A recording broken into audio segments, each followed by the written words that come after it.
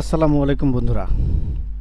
আমরা অনেকে অ্যাডস্টারা থেকে একদম কাজ না করে ইনকাম করতে চাই।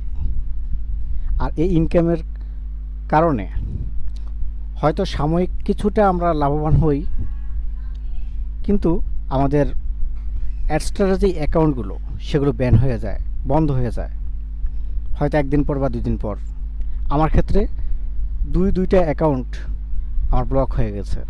তাই সবাইকে সচেতন করার জন্য আমার আজকের এই ভিডিওটা।